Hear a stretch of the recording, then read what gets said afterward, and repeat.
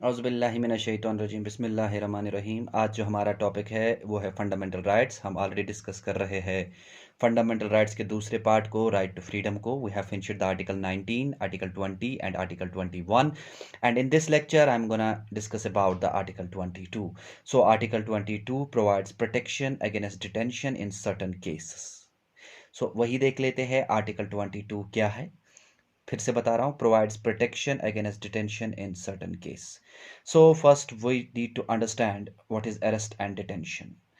Arrest का मतलब that the authority has that the that the government has that the government one who has the power and authority has a power and authority to arrest anyone on sound grounds. यानी अगर किसी ने कोई गुनाह किया हो उसको arrest किया जा सकता है, but not on the whims and fancies. यानी अपने मन पे आप नहीं कर सकते। सिर्फ एक क्वेश्चन होना चाहिए, एक रीज़न होना चाहिए कि उसने गुनाह किया हो, उसने कॉन्स्टिट्यूशन का वायलेशन किया हो, तब होके हम उसे कर सकते हैं arrest. So first we need to understand what is arrest. Arrest simply is a technical and legal word when the liberty of the person is confined. यानी जब किसी इंसान को अरेस्ट किया जाता है उसकी लिबर्टी, उसकी फ्रीडम को कन्फाइन किया जाता है, यानी उसे फिर उतनी ज़्यादा लिबर्टी नहीं मिल जाती है। सो सिंपल, अगर किसी को अरेस्ट और डिटेन करना हो वो साउंड ग्राउंड पे होना चाहिए। That should not be on the basis of whims and fancies, not on anyone's personal order या एनीवन्स पर्सनल विश। सो उसके पीछे एक साउंड ग्राउंड होना चाहिए, पहली बात। दूसरी बात मैंने बताया, what is arrest? It is a technical and legal word when the liberty of the person is confined. In the article 22 you need to understand the two things. One is the punitive and that's the preventive. पुनिटिव and preventive. देखिए, पुनिटिव किस चीज को कहते हैं? यानी एक इंसान ने गुनाह कर लिया, यानी उसने क्राइम कर लिया, क्राइम करने के बाद उसको पनिशमेंट मिल जाता है, दिस इज कॉल्ड पुनिटिव। और प्रिवेंटिव का मतलब होता है you are speculating that someone has a potential to do the crime. यानी प्रिवेंटिव के मतलब आप क्या करते हो, आप ये सोचते हो कि कोई इंसान ऐसा है जिसके वो जो ये ताकत रख लेता है कि वो गुनाह कर सकता है। ठीक। सो उस केस में आप उस गुनाह से उसको गुनाह से बचने के लिए आप उसे अरेस्ट करते हो, उसे हम कहते हैं प्रिवेंटिव।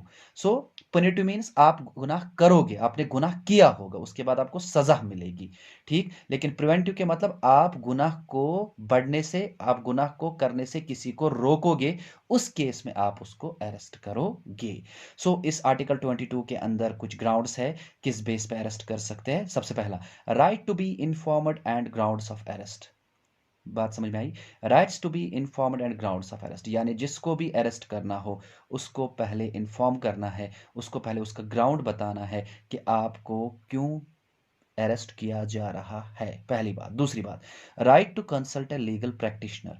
अब जिसको अरेस्ट किया गया है उसको, उसके पास राइट है कि ही और she can consult a legal practitioner, but in some times what I can say the criminal should be very poor. उसके पास इतनी ताकत नहीं होगी कि वो लीगल प्रैक्टिशनर को क्या कर सकता है, हायर कर सकता है।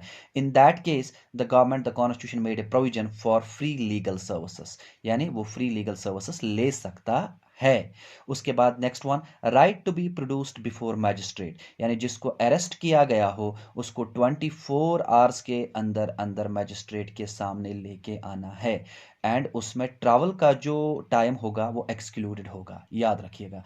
और अगर उसको 24 आवर्स के अंदर अंदर मैजिस्ट्रेट के सामने नहीं लेके आ रहे हैं, सो उस केस में उसको रिलीज करना ही करना होगा।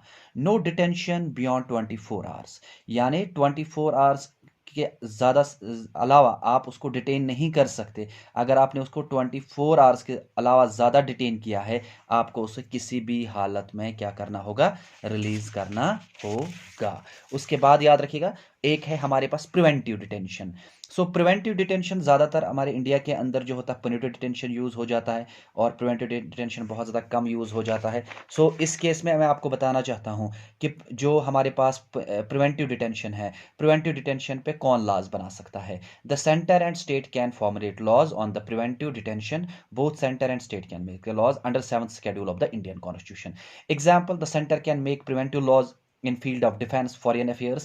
Similarly, state can make laws in the public order, security of states, maintenance of essential services, इन पे वो बना सकता है। अब देखिए, जो प्रिवेंटिव डिटेंशन होता है, मान लीजिए प्रिवेंटिव डिटेंशन, इसमें एक बोर्ड बन जाता है, एडविजरी बोर्ड बन जाता है, और no detention more than 3 months। लेकिन maximum time can not be extended.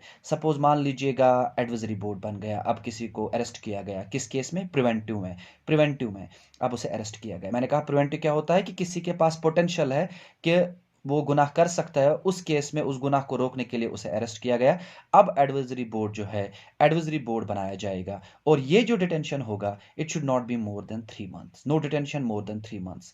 और इस एक्ट के दौरान, यानी अगर इस प्रिवेंटिव पे कोई एक्ट बना है, उसमें जो टाइम लिमिट होगा उस डिटेंशन का, उस टाइम लिमिट से ज़्यादा इसको सज़ा नहीं मिल सकती, उसको उतने टाइम के अंडर ही डिटेन रहना होगा। Thank you so much. So in this lecture we had discussed about the article 22, about the protection against detention in certain cases.